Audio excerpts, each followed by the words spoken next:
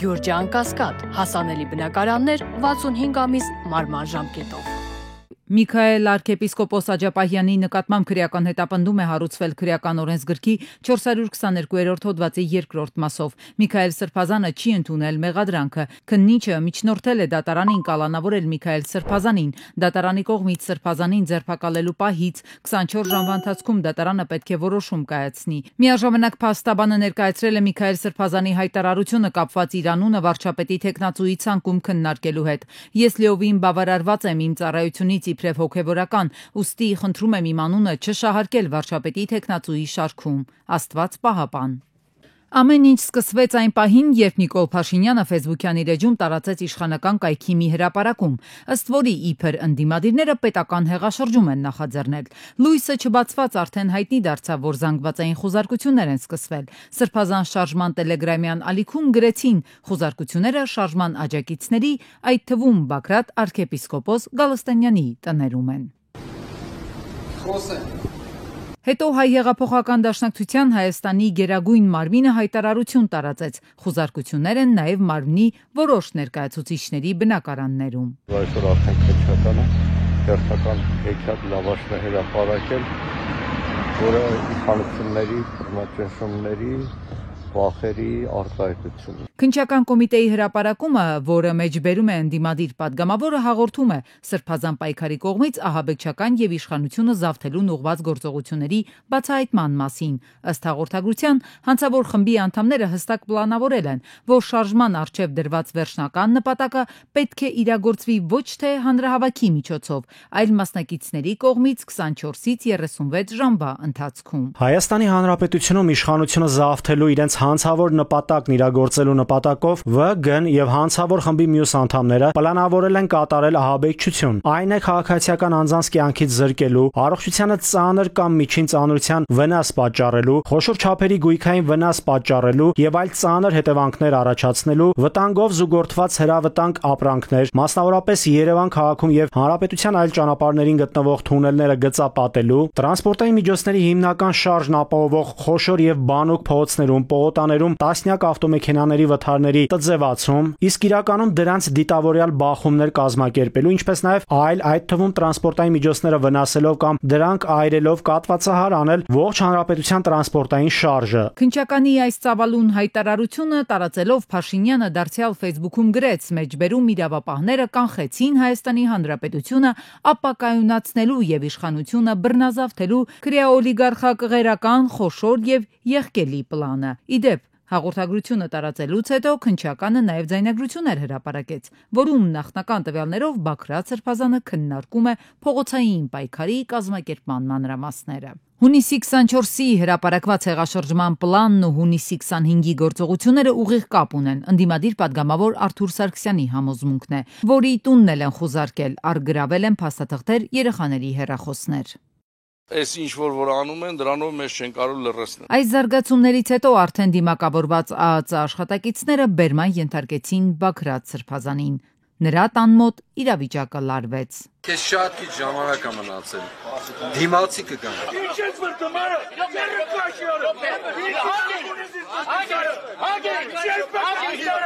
Իրավապահ մարմինները ակնհայտորեն քաղաքական պատվեր կատարելով բռնաճնշումներ են սկսել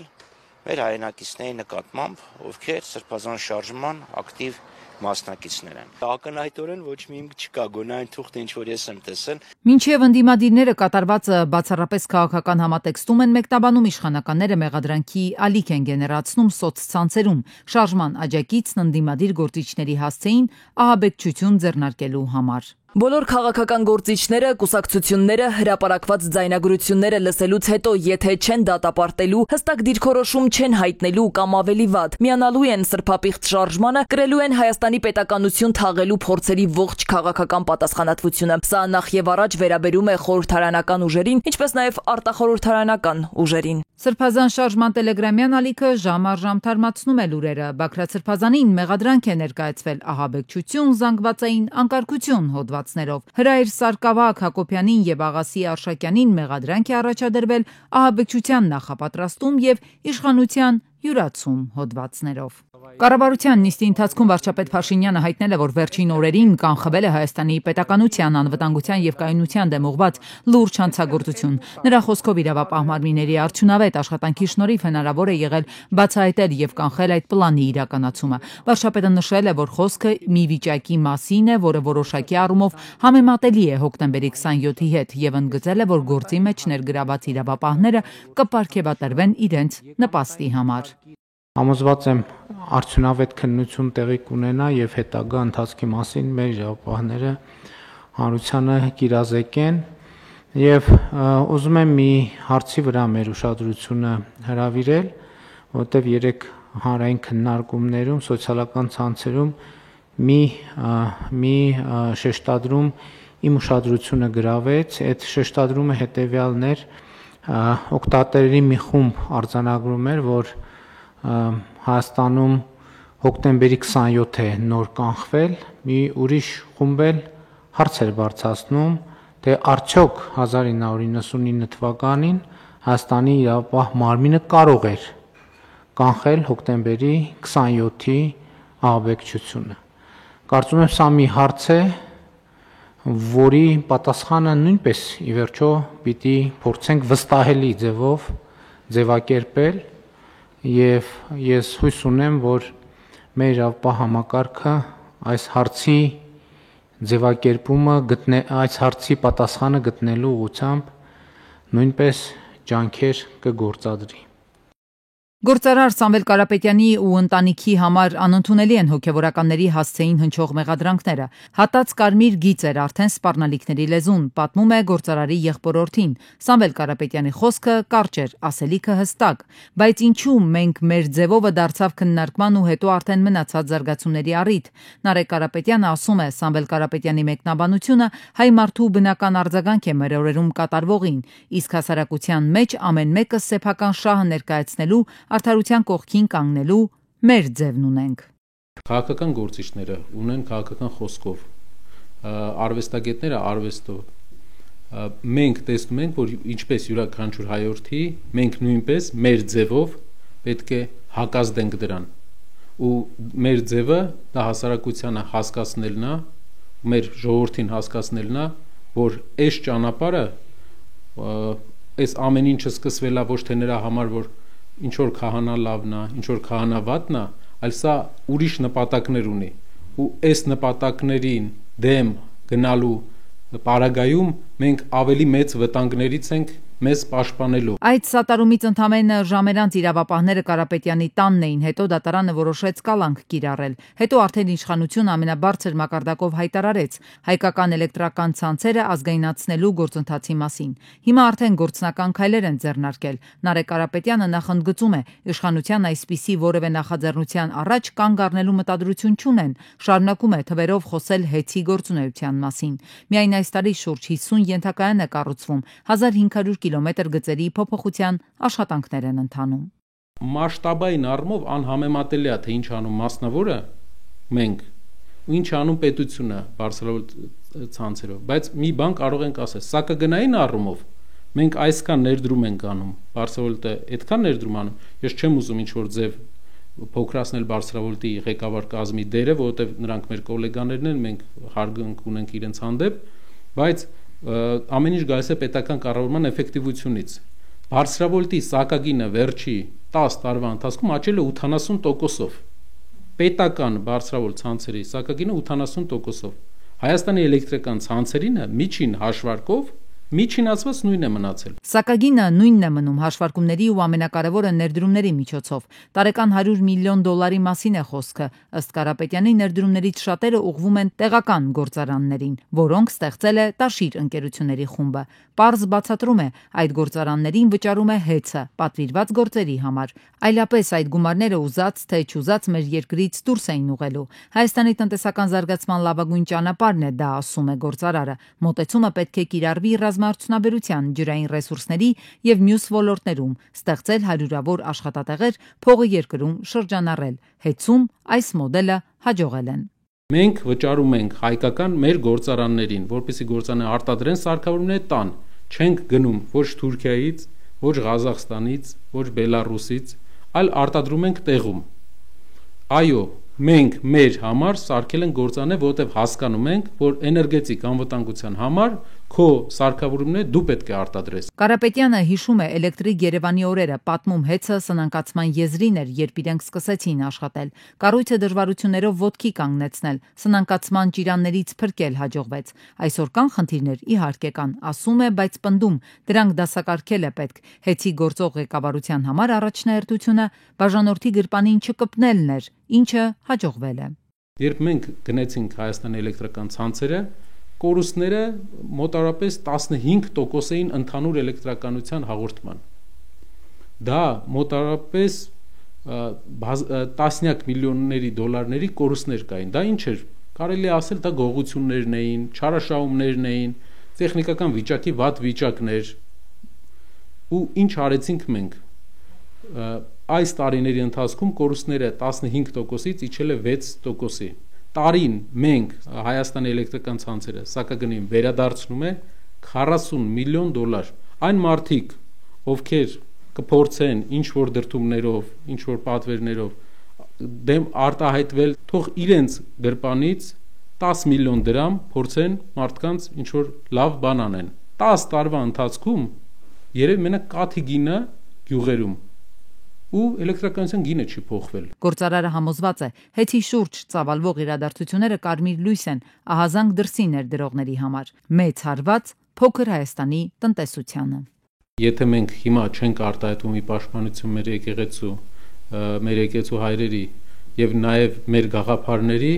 ժամանակի ընթացքում ավելի մեծ խնդիրների առաջ ենք կանգնելու։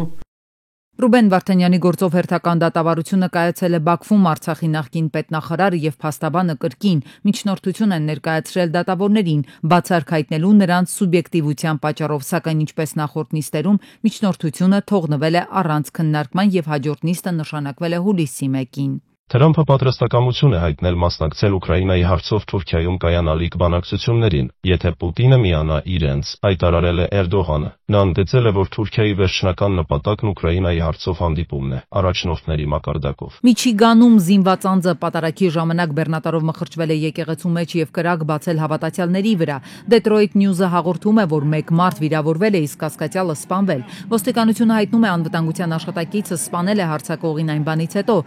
Ոստիկանությունը հայտնում է անվտանգության աշխատակիցը սպանել է հարձակվողին այն բանից հետո, երբ քահանան իր մեքենայով հարվածել է նրան։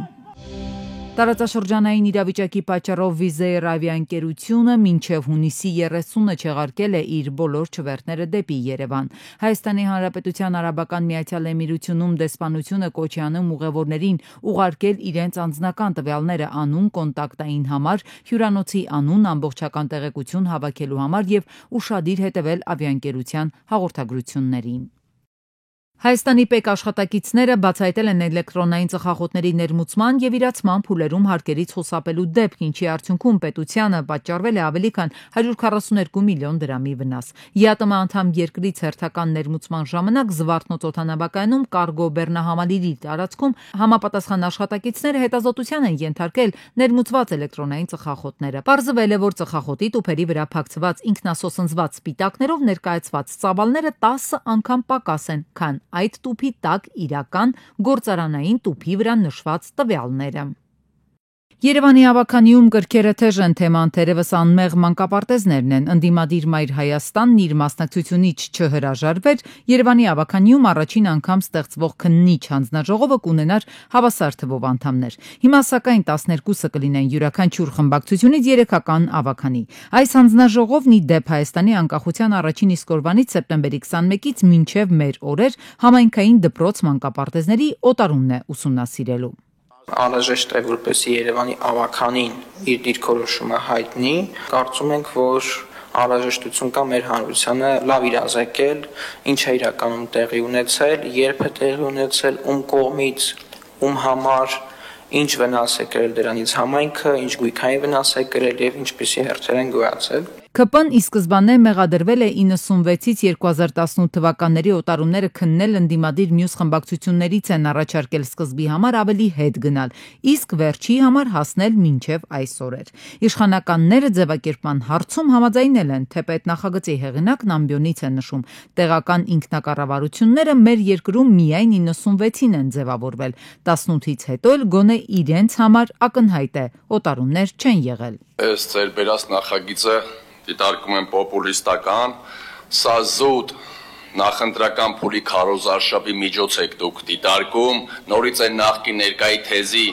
համար եք ստեղծում, եթե 2 տարի է քաղաքային իշխանություն եք, արդյոք մանկապարտեզների հետ կապված դրվագներ դուք չգիտեիք, դիմեիք դատախազություն, ամբողջ պետական ապարատը ձեզնով եք արել, դատական համակարգ, այնտեղ քննչական մարմին, դատախազություն, ինչի ասենք, ինչն է ձեզ հետաքրքիր, որ էմոցիոնալ բնույթի մանկապարտեզների ֆոն եք ուզում ստեղծեք։ Ես հասկանում եմ, որ ձեր համար մի քիչ տհաճ process է սա լինելու, բայց սա լինելու է եւ դες խորհուրդ կտամ հանգստությամբ հետևել այդ process-ին։ Ընդդիմադիր Մայր Հայաստանից դարձյալ հարց են ուղում այս անգամ քաղաքապետին։ Նախորդ նիստից իշխանականն ասում էր՝ հիմա մանկապարտեզներում հերթեր էլ չկան։ Այսօր քաղպայմանագրից նշում են՝ քիչ, բայց կան, ի վերջո, ում խոսքին հավատալ։ Ավինյանն արձագանքեց քննիչ հանձնաժողովի ստեղծմանը չվերաբերող հարցերն այլ նպատակ են հետապնդում։ Եվ Մայր Հայաստան խմբակցությունը նպատակադրված ամեն ինչ անում է, որ այս թեման շեղվի, ժողովուրդ ջան, մենք դա ձեզ թույլ չենք տալու։ Այդպեսին օրենսդրությունը ինչ որ հարց վաղամության ժամկետը անցած կլինի, բնականաբար անցած կլինի, դա որևէ բան էսպես չենք կարող անել, բայց պատճառված վնասի հետևանքները վերացնելու համար վաղամության ժամկետը մեզ չի խանգարում։ Այդ աղմկահարույց ուղղություններով, որ դուք ուզում եք գնալ, քննիչ գործունեություն ծավալել, փաստեր վերհանել, բանթացիկ վիճակի փաստեր էլ մենք պիտի անենք, հա, երևի։ 35 կողմ, 5 դեմ, 16 ձեռնպա թեժ քննարկումից հետո ավականին այնուամենայնիվ ընդունեց որոշումը, քննիչ հանձնաժողովը ստեղծվեց։ Հայաստանում մտավոր սեփականության իրավունքը, մասնավորապես հեղինակային իրավունքը, շարունակում է մնալ ամենախոցելիներից մեկը։ Չնայած օրենսդրական կարգավորումներին, բազմաթիվ դեպքերում գաղափարները, ստեղծագործությունները շարունակում են օգտագործվել առանց հեղինակային իրավունքի պահպանման։ Մասնագետների խոսքով խնդիրը շատ դեպքերում պայմանավորված է հենց իրազեկվածության ցածր մակարդակով։ Մեր հասարակության մտածելակերպը խնդիրն է, որ չեն հարգում, այսպես ասած, դիմացինի մտավոր սեփականության իրավունքը, չեն հարգում, որ դիմացինը ստեղծել է ինչ-որ ստեղծագործություն, առանց դա հարգելու վերցնում եւ օգտագործում է։ Հասարակությունում մասնագետների համոզմամբ դեռևս չկա բավարար հարգանք մտավոր սեփականության նկատմամբ։ Շատերը սեփական շահից ելնելով առանց խղճի խայթի օգտագործում են այլոց աշխատանքը։ Երբ որ մարդը տեսնում է, որ որևէ ստեղծագործություն կամ որևէ, այսպես ասած, նույնիսկ ապրանքային նշան ներքո ծառայությունները կամ ապրանքների վաճառքը մեծ հաջողությունների են հասնում, իրենք դա վերցնում են, գողանում են, օգտագործում են, որպեսզի բարենպաստ լինի իրենց բիզնեսի համար, սակայն չգիտեն, որ այդ ամեն ինչը խախտում է։ Մտավոր սեփականության, գյուտերի, գրական կամ գիտական ստեղծագործությունների պաշտպանությունը շատ երկրներում վաղուց ընդգրկված է դպրոցական եւ բուհական կրթության պարտադիր ծրագրերում։ Հայաստանում հաճախադեպ են հեղինակային իրավունքի խախտումները։ Հասարակությունը հիմնականում տեղյակ չէ, որ հեղինակային ստեղծագործությունների օգտագործման համար անհրաժեշտ է վճարել։ Հանրային սննդի կետերը, ռեստորաններ, սրճարաններ, որտեղ հնչում է երաժշտություն, օրենքով սահմանված կարգով պարտավոր են վճարել հեղինակային հոնորար։ Փաստաբաններն ասում են, աշխատանքային պրակտիկայի ընթացքում հանդիպում են անգամ այնպիսի դեպքերի, որ դժվար է լինում տարբերակել, ենթադրենք գրանցված երկու ապրանքանիշներից որն է բնօրինակը։ Նույնիսկ երբ որ հայտ են ներկայացնում ապրանքային նշանի մասով, գրանցվում է դա, թեկուզ որ արդեն նմանատիպ այլ ապրանքային նշան գրանցված է լինում ու ստացվում է երկու գրանցված ապրանքային նշան է լինում եւ օգտագործվում է, ու շատ դեպքերում սպառողը շփոթում է եւ չի հասկանում, թե տվյալ ապրանքային նշանները մեկ անձին է պատկանում, թե դրանք ընդհանրապես նույն անձին չեն պատկանում։ Թեև օրենքով վերահսկողության մեխանիզմներ կան, մասնագետները նշում են, դրանք գործնականում արդյունավետ չեն, հեղինակային հոնորարների հավաքագրմամբ զբաղվում են ՀԿ-ները, խախտումներ արձանագրելու դեպքում ՀԿ-ներն են իրավասու, օրինակ երկչի անունից միանգամից դիմել դատարան։ Իսկ փաստաբանների խոսքով մտավոր սեփականության ոլորտում մասնագետների պատրաստումն իհարկե կխթանի խնդրի լուծմանը։ Համոզված են, եթե մասնագետներն ավելի շատ լինեն, ավելի լայն կտարածեն այս իրավունքը, իսկ մարդիկ կիմանան, թե իրենց իրավունքների խախտման դեպքում ուր է պետք դիմել եւ ինչպես։ Հունիսի 24-ից երթևեկության կազմակերպման փոփոխություն կկատարվի Սուրբ Գրիգոր Լուսավորչի փողոցում, մասնավորապես Սուրբ Գրիգոր Լուսավորչի Արգիշտիի փողոցների խաչմերուկում կարգելվի ձախ շրջադարձը Սուրբ Գրիգոր Լուսավորչի փողոցից դեպի Արգիշտիի փողոց։ Բեյրութի փողոցից դեպի Արգիշտիի փողոց առաջին երթևեկելի գոտուց նախկին թույլատրված ուղիղ եւ աջ երթևեկության փոխարեն երթևեկությունը կթույլատրվի միայն աջ ուղություններով դեպի Գրիգոր Լուսավորչի փողոց ուղությամբ։